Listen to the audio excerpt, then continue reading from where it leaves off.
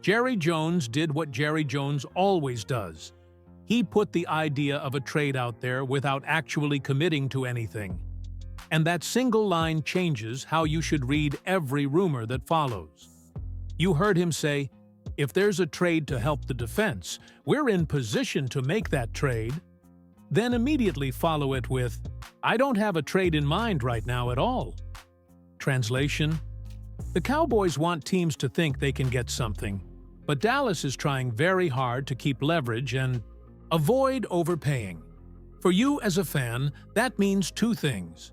First, there's a real chance Dallas listens if another team starts the bidding. And second, there's a real chance this ends up being more noise than action if the asking price gets ridiculous. Adam Schefter's long list of trade candidates gives us names to debate, and that's useful. But names are just the starting point. What actually matters is fit and cost. The Cowboys aren't in full win-now-at-all-costs mode, where you mortgage the future for a short-term rental.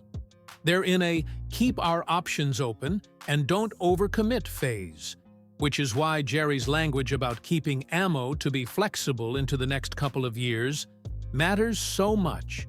Think of it this way. If Dallas trades a high pick for a rental edge rusher who helps this season but walks in free agency, you may have solved one problem for another season while creating a bigger roster hole next year. On the flip side, if another team panics and overvalues a player, Dallas could call their bluff and walk away with future assets intact. And that sort of leverage is a strategic advantage. So as we parse every name from Schefter, ask yourself, does this player fix a schematic problem? Or is he just a shiny name? Is he under contract long enough to justify giving up premium draft capital? That's the lens we have to use. I want you to weigh in. Type Y in the comments if you want the Cowboys to buy at the deadline. Type N if you want them to hang on to draft. Capital and plan longer term. And if you're not subscribed yet, do me a favor and hit subscribe. We're pushing for 16,000 subscribers, and every new sub helps keep this coverage coming. Also, tap like if you want more trade breakdowns like this. Let's move into the offensive options, because that's where most fans tend to focus first, especially when the running game looks inconsistent.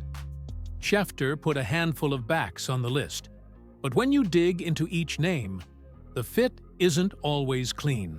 Breece Hall is probably the best name on paper, but the Jets would need to be in full sell mode to move him, and the price would be high. Dallas would be giving up premium capital for a guy whose contract clock is already ticking. That kind of move makes sense for a team desperate for explosive playmaking, not for the Cowboys who already have backs under evaluation. Alvin Kamara is another interesting name.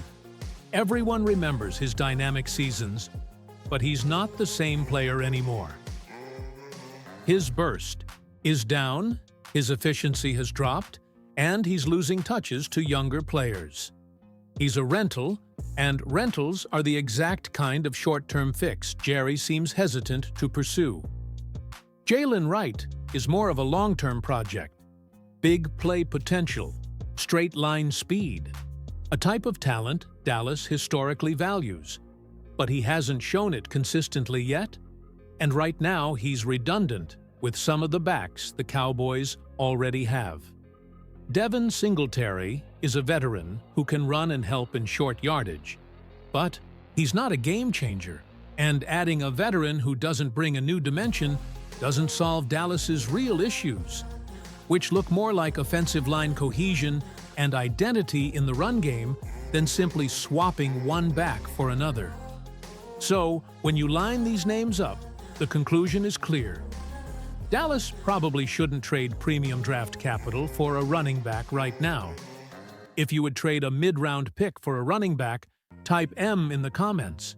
If you refuse to give up high draft capital for a rental, type H. And one more time, if you're not subscribed, Please hit subscribe and help us reach $16,000. Every sub keeps this channel doing deep breakdowns like this. Now, let's talk defense, because this is where things get really interesting. The Cowboys' defensive front is talented but inconsistent, and that makes every rumor about adding an edge rusher or interior disruptor worth dissecting. Schefter listed a few interior options. Malik Collins is playing very well in Cleveland, and it's a little frustrating to see former Cowboys thrive elsewhere. Still, bringing Collins back likely isn't realistic. Dallas has young tackles in the rotation like Maisie Smith and Osa Odigizua, and the front office would rather see if they develop than trade away capital for a short-term boost. Shelby Harris is a veteran who brings toughness and rotational reliability, but he's a rental. The front office has shown reluctance to spend picks or structure deals that don't have longer-term upside. On the edge, Trey Hendrickson is a name that makes fans' eyes light up. He's proven he gets after the quarterback, and he could reshape this defense. But the asking price would likely be steep. Think at least a second-round pick.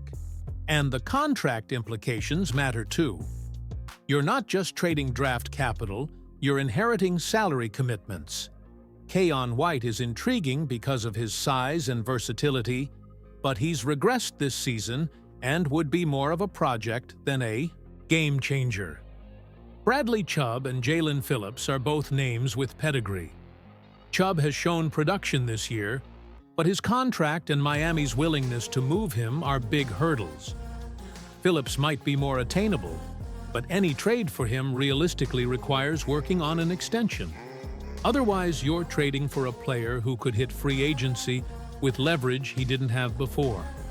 The bottom line, the Cowboys must decide whether to trade for a true difference maker or settle for a rotational piece. Would you give up a second-round pick for a proven pass rusher? Drop yes or no in the comments. And if you like these trade breakdowns, smash that subscribe button so you don't miss any updates. The secondary and safety talk is trickier because the market isn't clean and fit matters more than names. Schefter mentioned corners and safeties like Reek Woolen, Roger McCreary, Kyle Duggar, and Tony Adams. Reek Woolen fits the Cowboys' archetype, long, athletic, the kind of physical profile Dallas historically covets. But he has contract questions, and he's been benched at times, so you'd be buying potential more than proven stability. Roger McCreary is a scrappy, high-effort corner who makes plays, but he's undersized and doesn't match what Dallas typically targets in length and arm span. Kyle Duggar could be available and might be an upgrade at safety, but his contract and recent role changes complicate matters. Tony Adams from the Jets could be a more realistic depth upgrade, but he's not a game changer either. Ultimately, Dallas has schematic issues in the back end that won't be solved by simply adding bodies. Coaching, communication, and scheme adjustments need to be part of the equation. So if the Cowboys are going to buy in the secondary, they should prioritize players who fill a schematic need and can be controlled contractually, not just name players. Tell me in the comments which you'd prioritize at the deadline, Edge, CB, or S, and we'll track those votes. Here's the broader perspective you need to keep in mind. This version of the Cowboys isn't operating like a team in panic mode. Jerry Jones likes headlines and the optics of being aggressive. But Will McClay and the football operations staff have tilted toward sustainability. They've learned from the times the team chased quick fixes that created long-term salary or draft headaches. Think about splash trades that helped in the moment but hurt later when extensions and cap space became a problem. With Dak Prescott, Micah Parsons, and other core pieces coming up for bigger financial decisions, every dollar and every pick has added meaning. That's why many of the names you see floated, big-name rentals, veteran stopgaps, aren't ideal for Dallas right now. What the Cowboys probably need more than a blockbuster is internal development. Let DeMarvion Overshown continue to grow in coverage. Let Sam Williams convert flashes into full-game reliability. And help Dak keep a consistent rhythm so the offense functions the way it can. If there's a move to be made, it's more likely a lower-cost rotational upgrade, a veteran lineman for depth, a corner to stabilize snaps, maybe a situational pass rusher. Things that add stability without mortgaging the future. That said, fans are entitled to want urgency. This roster's window isn't infinite, and if Dallas sees a legitimate path to improving enough to win now, the front office will have to weigh the risk of staying conservative against the risk of missing a playoff push. If you want Dallas to trade to beef up the pass rush and go for it, type MOVE in the comments. If you prefer they hold assets and trust the youth, type STAY. Either way, this deadline will be a balancing act, and the front office knows that.